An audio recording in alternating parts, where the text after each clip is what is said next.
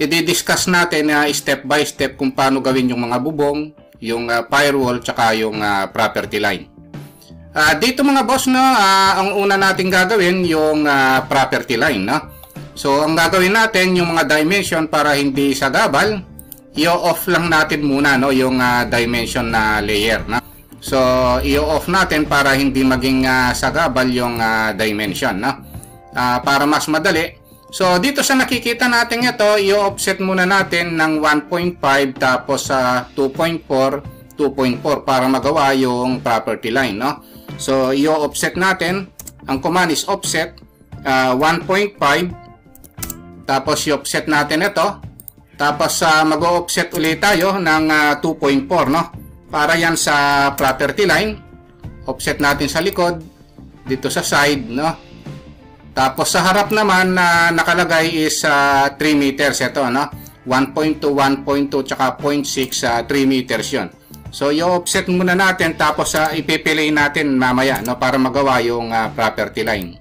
Ayan, no? So na-discuss ko naman yung fillet, F for fillet, tapos i-multiple na lang natin para mabilis. Ito yung property line ng plano natin, no? So ayan yan. Tapos i-offset natin ng 0.15 para magawa yung firewall, kasi 6 inches na hollow block yan. Tapos i-layer natin, no? Na-discuss naman natin yung layering, no? So ito yung firewall. Tapos ito naman yung property line, no?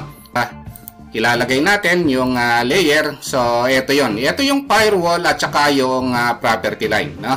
Ang susunod na gagawin natin mga boss, no, ito ng roof o yung bubong. So dito sa roof mga boss, no, meron siyang offset na 1.2 rito, tapos 1.2 rin dito, tapos 0.6, no? From property line yan. Pero sa harap muna natin uumpisahan ng 0.6, no? So ito yon. So kung titingnan natin dito, ayun yung 0.6, no? Tapos dito naman, o-offset natin ng 1.2 base din sa plano na sinusunod natin. 1.2 rito, 1.2 rin dito, no? Tapos ipipili na naman natin, no, na multiple na lahat ng na-discuss natin command mga boss, ginagamit natin dito, no, sa paggawa ng roof line na ito. Tapos ile-layer natin mga boss. Ito 'yon, na. So roof line ang gagamitin natin. Tapos ang susunod na gagawin natin mga boss, no, yung offset pa rin natin pala ito ng 1.2, no? Tapos 1.2 ito. Ayun, ito pala yung pipili natin magmula rito hanggang doon. So ang susunod yun ng 45 degrees dito, no? So ika-current layer ko lang muna X line or XL, no? Tapos sa angle 45 degrees ang gagamitin natin, no? So ipipik lang natin dito. Ito 'yon, no? Tapos ito i-mirror na lang natin mga boss, no? Para meron sa kabila. Ayan, na. Then fillet, no? Na yan ganyan ka-importante yung fillet mga boss, na na-discuss natin yan nung previous video, no? So click lang ito, tapos fillet dito, tapos ito. O, tapos paglalay na lang tayo rito, no, para i-connect dito sa firewall, no? So ayan 'yan. So ang susunod na gagawin natin, ito naman, no, yung sa harap, no? So maglaline tayo rito. Ito 'yon, no, perpendicular. Tapos offset natin, no, ng 2.5 kabilaan, no? Dahil 5 meters ito. Ito 'yan, no? So ayan yung roof. Then ipipili ko na ngayon mga boss, no? Multiple. Ito yan, no? Tapos trim, no?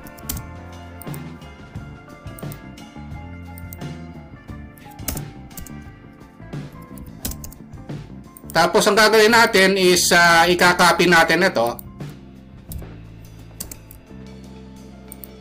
Ayan, na. So ayan yung practice drawing natin ngayon, no? Yung paggawa ng roof, property line at saka ng firewall, no?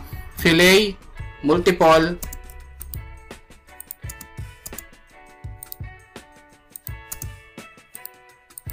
ayan, no? So dapat nating i-practice yung mga command na na-discuss na natin before, no?